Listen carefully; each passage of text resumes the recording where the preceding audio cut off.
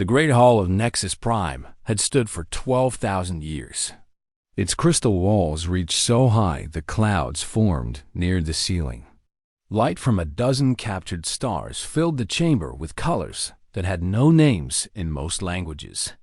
847 seats circled the central platform, each one carved from the sacred stone of its species' homeworld. For 3 centuries, seat number 848 had belonged to humanity. Today, High Counselor Vethrani looked at that seat and felt nothing but irritation. The serpentine leader of the Eldari had lived for 600 years. She had seen empires rise and fall. She had watched species evolve and others fade into extinction. But she had never seen anything quite as annoying as an empty chair. 47 years. For 47 years, no human had sat in that seat. No message had come from Earth. No ship had crossed the border of human space. The relay stations that once carried human communications had gone dark, one after another, until silence swallowed everything. Vethrani slithered to the central platform and raised her staff. The hall fell quiet.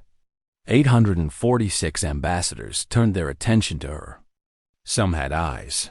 Others had sensors.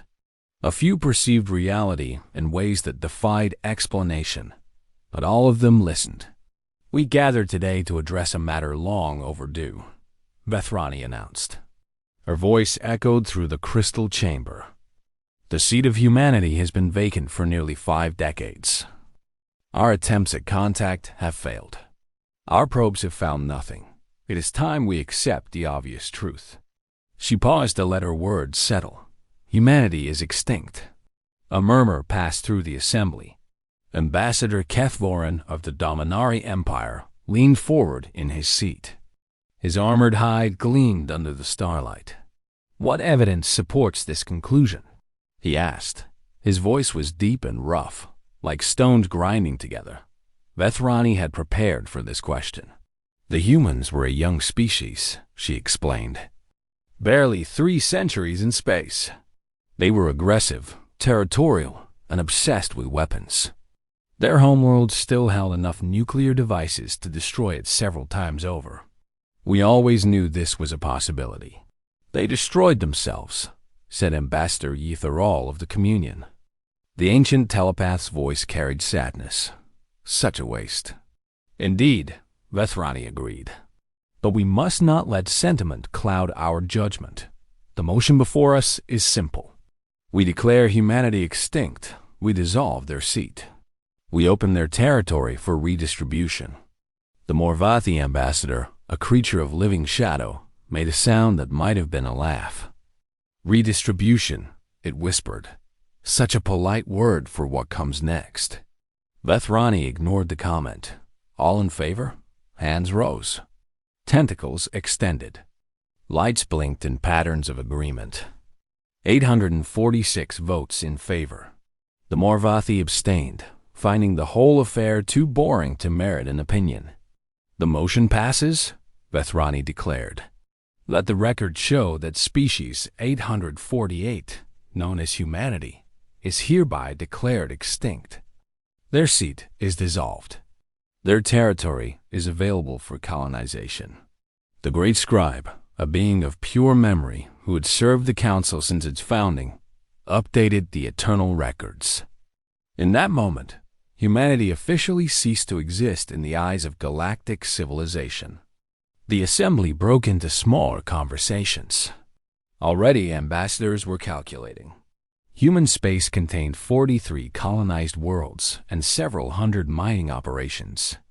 The Sol system itself held strategic value, positioned at the intersection of 3 major trade routes. Within the hour, 3 separate empires had filed colonization claims. The Dominari wanted the outer colonies, rich in heavy metals. The Veleth Consortium sought the garden worlds, perfect for their agricultural exports. The Krix hegemony had their eyes on Earth itself, viewing the dead cradle of humanity as a trophy worth possessing. Vethrani watched the scramble with satisfaction. This was the natural order of things. Species rose, species fell, and the galaxy moved on. Humanity had been a brief spark in the cosmic darkness, nothing more. Within a week, the first survey ships were dispatched. The Dominari sent 3 vessels to the outer colonies. The Velith sent 5 to the garden worlds. Even the normally cautious Communion sent a small expedition to document whatever remained of human culture. Vethrani returned to her duties, confident that the matter was settled. Within a month, not a single ship had returned. The first reports came from the Dominari. Their 3 survey vessels had crossed the border of human space and vanished. No distress signals. No final transmissions. Just silence. Then the Velith reported the same thing. 5 ships gone, then the Communion.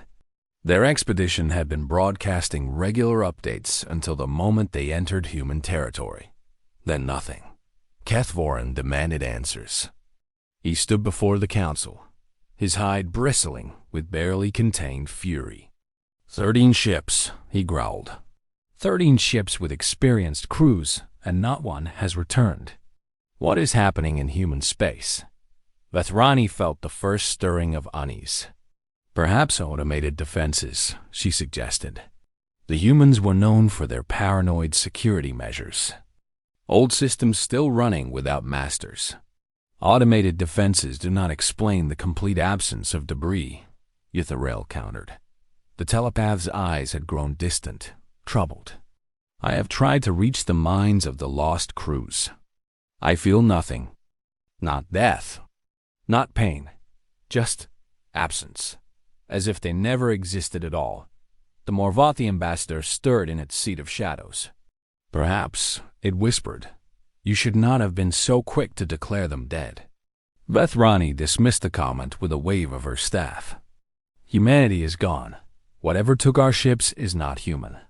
It cannot be. We saw no activity for 47 years. No civilization, no matter how advanced, goes silent for that long and survives. Then, what did we send our ships into? Kethvorin demanded. No one had an answer. In her private chambers that night, Vethrani stared at star maps of human space. The territory that had once belonged to species 848 was marked in gray, the color of unclaimed regions. But something about that gray felt wrong now. It no longer looked like empty space waiting to be filled. It looked like a darkness that was watching back. She told herself it was nothing. Old age making her paranoid. Humanity was gone. The Council had declared it so. And the Council was never wrong.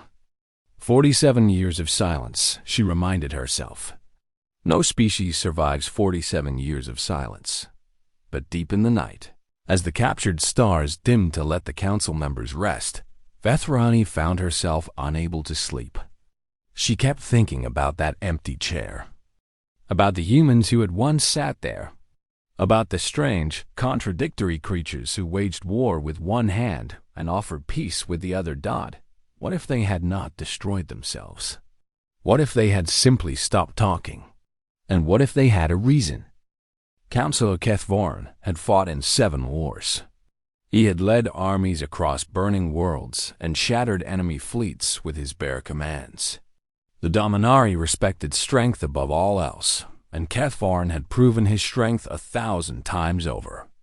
But standing before the Council today, he felt something he had not felt in centuries. He felt afraid. 37 ships, he announced to the silent assembly. State-of-the-art survey vessels with full military escorts. The finest crews in the Dominari fleet. All vanished the moment they crossed into former human space. The hall erupted in chaos. Ambassadors shouted questions. Accusations flew between delegations. The Velith blamed the Dominari for triggering some ancient defense system. The Krix suggested sabotage from rival empires. Everyone had a theory. No one had an answer.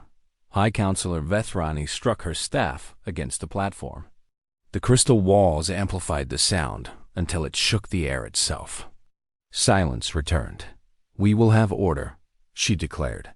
Counselor Kethvorin, continue your report. Kethvorin activated the central display.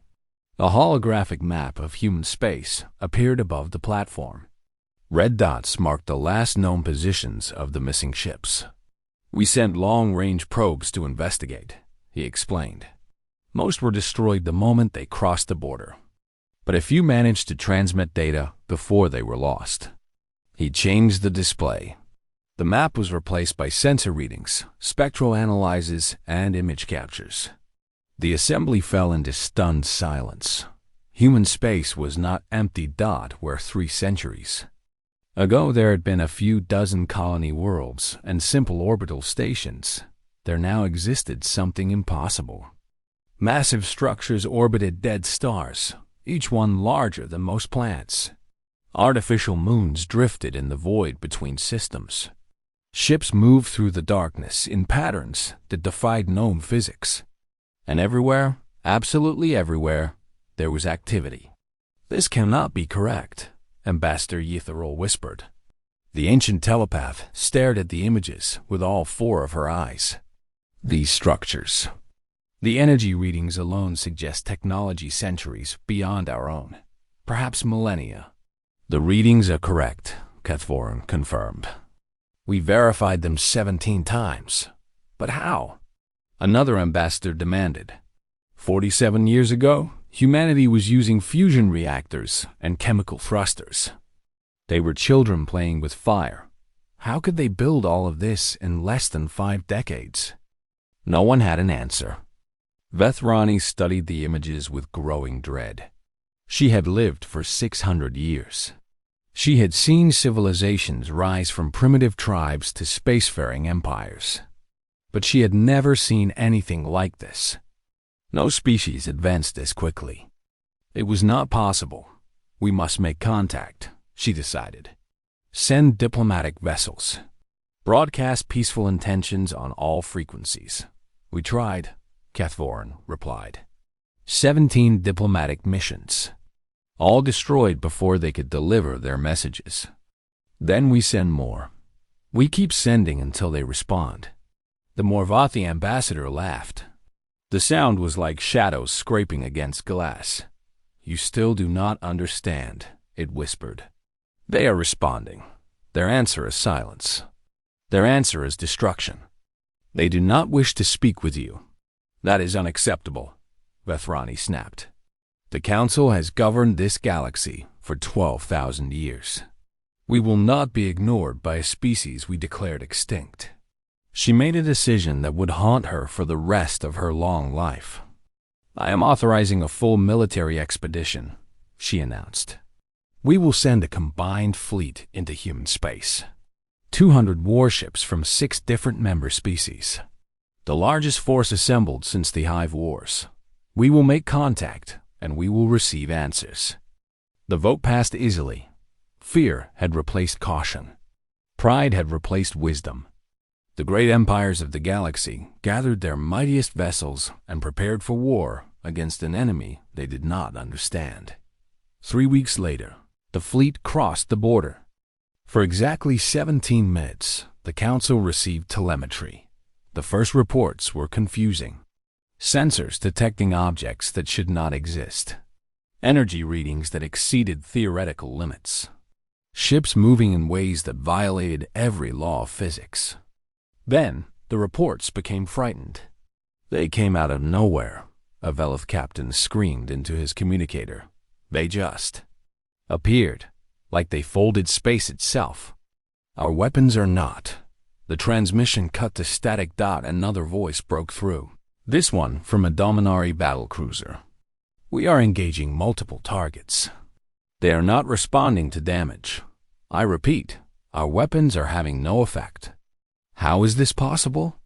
"How is more static dot then?" For a brief moment, all the static cleared. Every ship in the fleet broadcast the same thing. A single transmission that broke through the chaos of dying vessels and failing.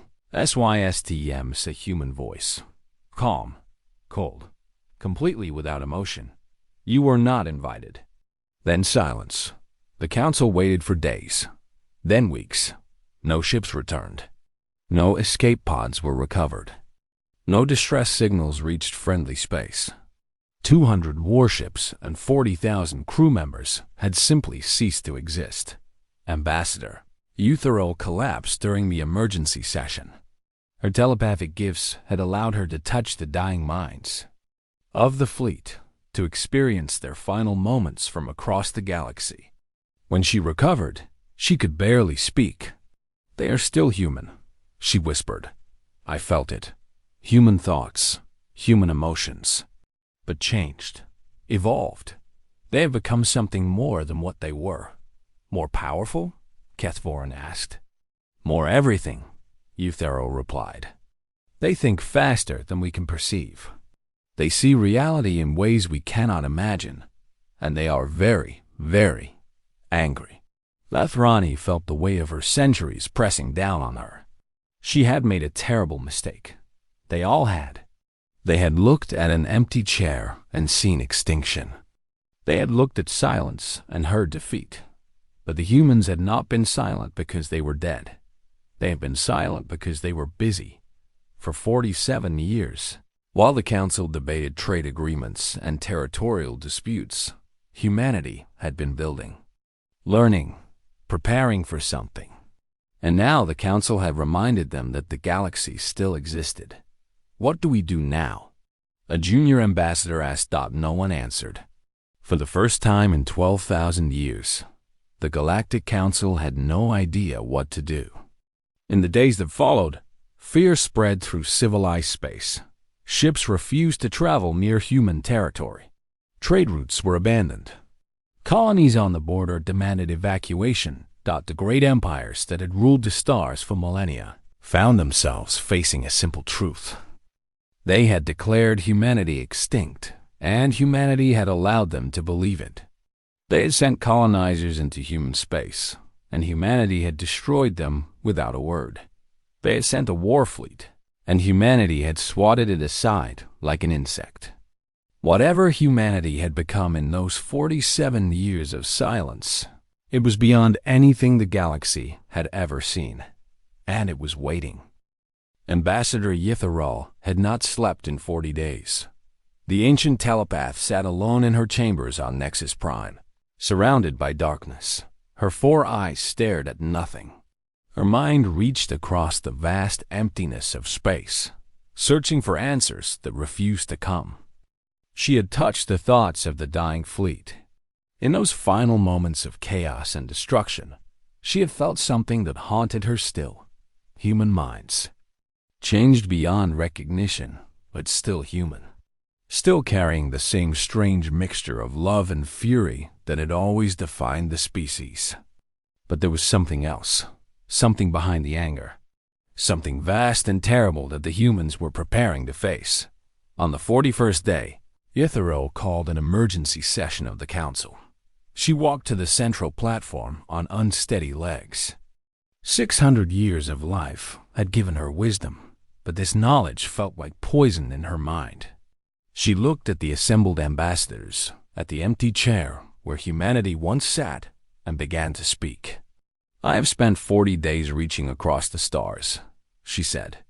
Her voice was weak but clear, touching the echoes of the dead, listening to the final thoughts of those we sent to their destruction.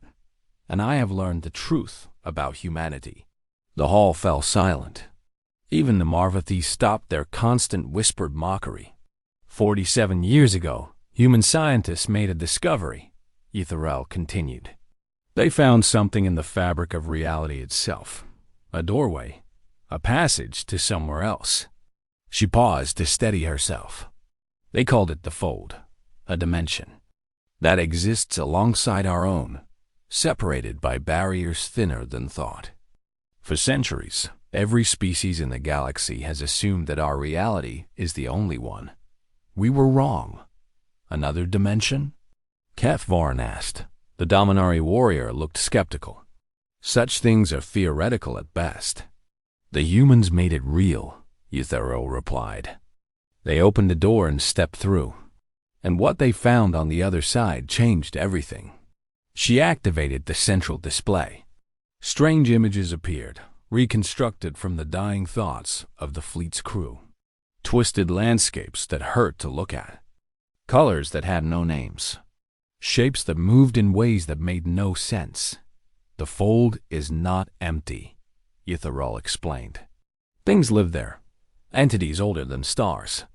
Beings that exist outside time as we understand it. The humans encountered them and survived. More than survived. They learned from them. The images changed. Now they showed humans, but not as the Council remembered them. These humans moved differently. Their eyes glowed with strange light. Some floated without support. Others seemed to blur at the edges, as if they existed in multiple places at once. They spent 47 years in the fold, Ythrol said. Time moves differently there. What was 5 decades in our reality was centuries for them, perhaps longer. They learned technologies that make our greatest achievements look like children's toys. They changed their bodies, their minds, their very nature. Why? High Counselor Vethrani demanded. Her voice shook slightly. Why would they do this? Ythrol met her eyes. Because something is coming. The display changed again. Now it showed. The edge of the galaxy. The vast emptiness between stars. But the emptiness was not empty. Something moved there. Something dark and hungry that devoured light itself. The humans discovered that we are not alone in the universe, Ythrol said. Not alone in the way we always feared. There are things in the void between galaxies. Things that have noticed us. Things that are coming. Coming for what? An ambassador asked. For everything, Ythrol replied. They feed on intelligent life, on consciousness itself. They have consumed other galaxies, erased other civilizations, and now they have turned their attention to us. The hall erupted in panic. Ambassadors shouted denials, others demanded proof. The Krix delegation accused Ythrol of lying to protect humanity. The Velith called for immediate military preparation. Vethrani struck her staff against the platform until silence returned. If this is true, she said slowly, then why did humanity not warn us? Why go silent for 47 years? Why let us believe they were dead? Youth Arl's expression turned sad. Because they were busy. They saw the threat. They understood that our galaxy had perhaps a century before the darkness arrived, and they did what humans have always done in times of crisis. What? Vethrani asked. They got to work, Ythrol replied. They built weapons, defenses, technologies that could hold back the coming storm. They assumed the rest of the galaxy would see the same threat and do the same. They assumed their silence would be understood as focus, as preparation. She looked at the empty chair. They assumed we would be ready when they returned. Instead, they came back to find that we had declared them extinct and sent colonizers to claim their worlds. The weight of those words settled over the assembly like a funeral shroud. They expected allies, Ythrol continued. They expected to find a galaxy prepared for war against a common enemy. Instead, they found a galaxy that had written them off and tried to steal their home. We did not know. Kethvorm protested. No, Ythrol agreed. You did not. But they, humans, spent 47 years preparing to save us all. And in return, we declared them dead and sent warships to take their territory. Can you understand why they might be? Disappointed? The word hung in the air. Disappointed. Not angry. Not vengeful. Disappointed thought somehow that was worse. What happens now? Vethrani asked quietly. Ythrol shook her head. I do not know.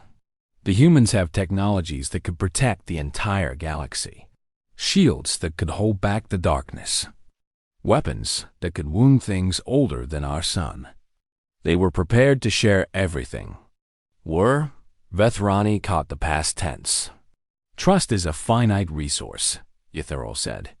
The humans were willing to trust the galaxy, to work alongside species they barely knew, to give freely of their knowledge and power.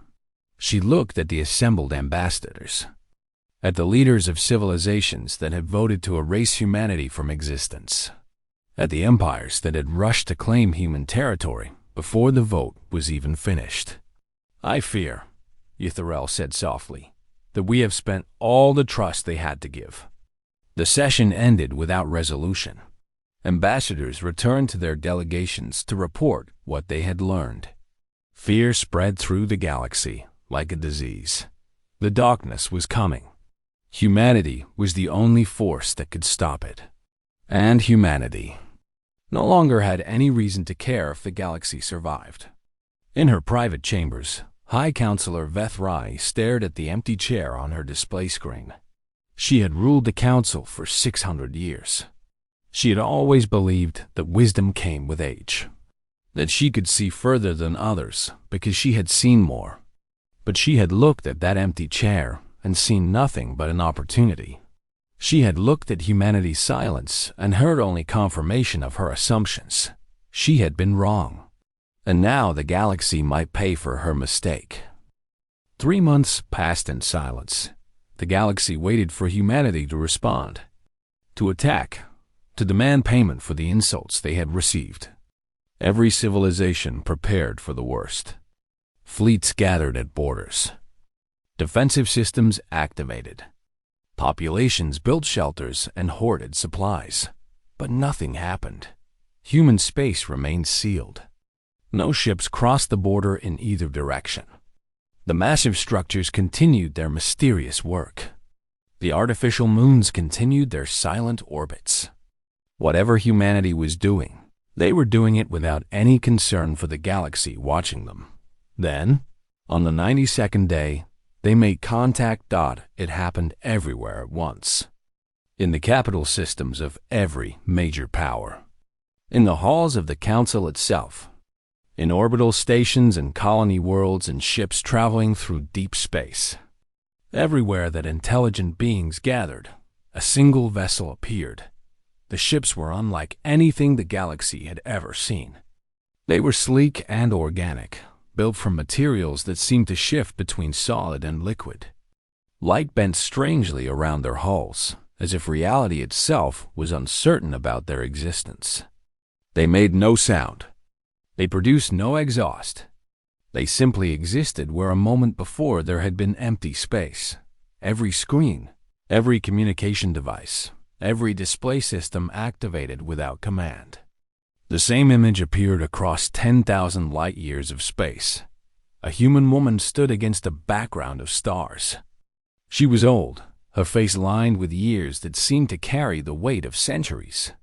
Her hair was white, her eyes were dark, and her expression carried something that made even the most powerful leaders in the galaxy feel like children being judged by a disappointed parent. "I am Director Chen," she said.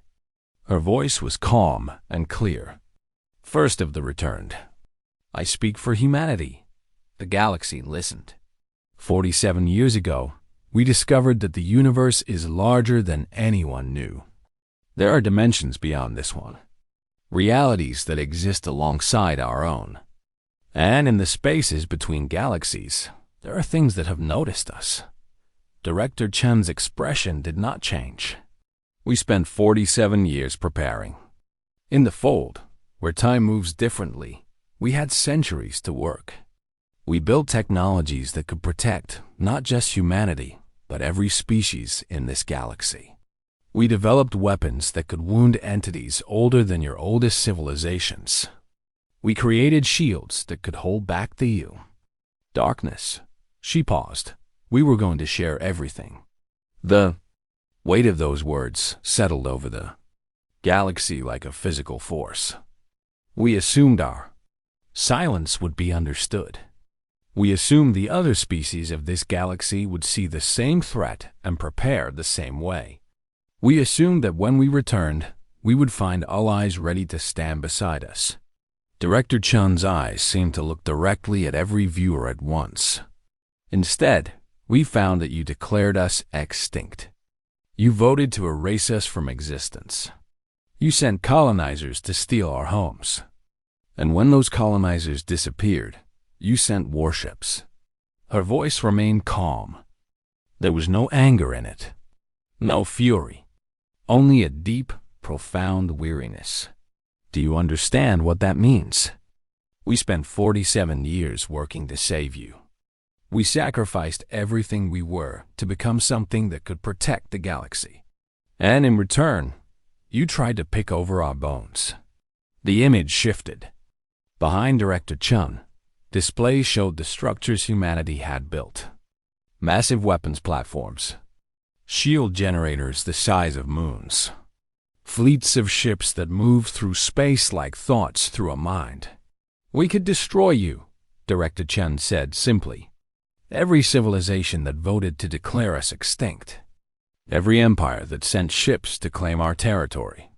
We could erase you so completely that not even memory would remain. She let that truth hang in the air. We will not. The galaxy breathed again. Humanity does not seek revenge. We do not want your worlds. We do not want your resources. We do not want your submission. Director Chen's expression softened slightly. We want you to understand. The darkness is coming. It will be here within decades. When it arrives, it will not care about your wars or your politics or your petty territorial disputes. It will consume everything. Every species. Every world. Every thought and memory and dream. She leaned forward slightly. We built the tools to stop it. We were going to give those tools freely. But you showed us what the galaxy truly thinks of humanity. You showed us that trust is a gift you do not deserve. For a long moment, she was silent. So we will not give freely. We will not share our technologies with those who voted for our extinction. We will not defend those who sent warships to take our homes. The screen showed a map of the galaxy. A line appeared around human space, extending to the galaxy's edge. We will build the vigil, a wall of defenses at the edge of darkness. We will stand against what is coming, because that is what we prepared to do. But we will stand alone. Director Chen's eyes hardened. If you want our help, you will have to earn it. Not through war, not through threats. You will have to prove that you are worth saving. You will have to show us that the galaxy is more than a collection of predators waiting to feed on the weak. She straightened. Some of you will come to us. Some of you will ask questions and seek knowledge. Those species will be heard. They will be taught. They will be given the chance to join us in the coming fight. Her gaze swept across the watching galaxy. Others will refuse. They will cling to their pride and their power and their certainty that they know better. Those species will be left to face the darkness alone. Director Chen's image began to fade. You have time. Perhaps 50 years before the first shadows reach our galaxy. Use that time wisely. Learn. Grow. Become something better than what you showed us today. Her final words echoed across space. We were prepared to die for you. We were prepared to sacrifice everything to save a galaxy that we thought was worth saving. Now you must show us that we were right. The screens went dark. The ships that had appeared vanished as silently as they had arrived, and the galaxy was left to reckon with. What it had done. In the council halls, no one spoke for a long time. The ambassadors looked at each other with new eyes. They looked at the empty chair that had belonged to humanity. They looked at the future they had created for themselves. High Counselor Vethrani rose slowly. What have we done? She whispered. No one had an answer. But far away, in the space between stars, humanity continued its work. Building walls. Preparing weapons. Standing ready to face the darkness. They had not forgiven the galaxy, but they had not abandoned it either. Not yet. The decades that followed reshaped galactic civilization in ways no one could have predicted. Humanity kept their promise. They built the Vigil, a network of massive installations at the galaxy's edge. Thousands of stations, each one bristling with weapons that bent space and time. Shield generators that could protect entire systems. Sensor arrays that watched the void between galaxies with unblinking attention. They did it alone. Human ships moved through the darkness, carrying materials and technologies that the Council could not understand. Human workers, changed by their time in the fold, assembled structures that should have taken centuries to build. They asked nothing from the galaxy. They demanded nothing. They simply worked. Some species came to them anyway. The Morvathi were first. The creatures of living shadow had always seen more than others. They had been the only species to abstain from the extinction vote, finding the whole affair too hasty and too foolish. When they sent their ambassador to human space, she was received with courtesy and respect. They asked questions. They listened to answers. And slowly, carefully, they began to learn. Within a decade, Morvathi ships could travel through the fold. Their ancient culture, older than most stars, found new purpose in the coming fight. They became humanity's closest allies, granted access to wonders that transformed their entire civilization. The communion came next. Ambassador Yitharal, despite her age and failing health, led the delegation herself. She had touched human minds during the destruction of the fleet. She had felt their disappointment, their weariness, their stubborn refusal to give up on a galaxy that had given up on them. When she knelt before Director Chen and apologized for her people's vote, Chen raised her to her feet. "You abstained," Chen said quietly. "Your species did not vote for our extinction." "We did not vote against it either," Ythero replied. Silence is its own form of betrayal. Chen studied the ancient telepath for a long moment. Then she smiled, the first smile anyone in the galaxy had seen on her face. "Then let your silence end," she said. "Learn with us. Grow with us. Stand with us." The communion's telepaths trained alongside human psychics, learning to touch the minds of things that existed outside normal space. They developed new ways of thinking, new forms of consciousness. When the darkness came, they would be ready to fight it on levels that physical weapons could not reach. Others followed. The smaller species, the younger civilizations, those who had never had the power to vote against humanity in the first place. They came seeking knowledge, and humanity gave it freely. They came seeking protection, and humanity offered it without condition. The great empires watched with growing unease. High Council of Vethrani spent her remaining years trying to rebuild the Council's authority. She gave speeches about the danger of human power. She warned that no species could be trusted with such capabilities. She insisted that humanity would eventually demand tribute, worship, or submission. She died still waiting for an invasion that never came. Kethvorin of the Dominari was the last of the original council leaders to pass. In his final days, he requested a meeting with a human representative. Against all expectations, one arrived at his bedside. The human was young, barely 2 centuries old by their new standards. She sat beside the dying warrior and listened as he spoke. "I do not understand," Kethvorin admitted. His voice was weak, his armored hide cracked with age. "We tried to destroy you. We sent warships against your people. Why do you not hate us?" The human considered the question. "We did hate you," she said honestly. "When we first returned and found what you had done, many of us wanted revenge. We could have taken it. We could have burned your worlds and salted your stars. Why did you not?" "Because hate is heavy," the human replied. "And we had too much work to do." Kethvorin died that night. He was the last of the old order, the final remnant of a galaxy that had looked at humanity and seen only a species to exploit. The darkness arrived 17 years later. It came from the void between galaxies, vast and hungry. It had consumed countless civilizations across countless galaxies. It had erased species older than time. It expected no resistance. It broke against the vigil like waves, against a cliff. The battles that followed were fought in dimensions that the Council could not perceive. Human warriors, transformed by their time in the fold, engaged entities that existed outside normal reality. Ships that moved faster than light carried weapons that unmade matter at the quantum level.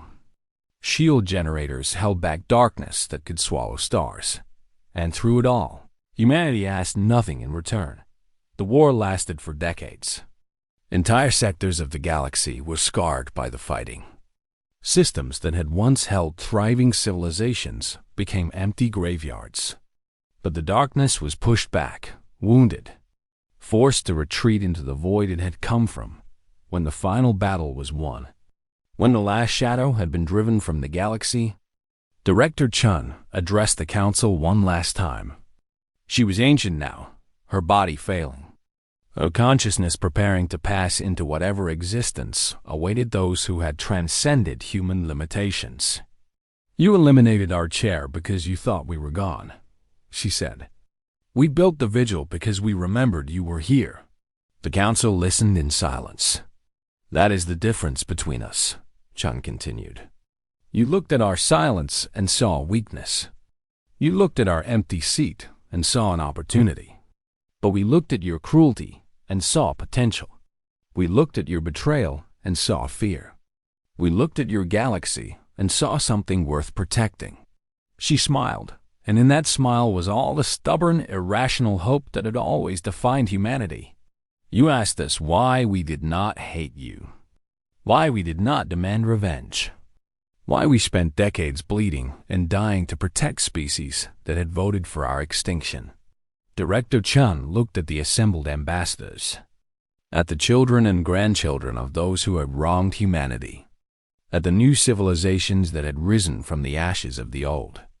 "Because that is not who we are," she said. "That has never been who we are." Her image began to fade, her consciousness moving on to realms beyond mortal understanding. "We are human," were her final words. "We do not abandon those who need us. We never have. We never will." The screen went dark, and the galaxy, saved by a species it had tried to erase, finally understood. Humanity's greatest weakness had never been their capacity for destruction. Every species in the galaxy had that.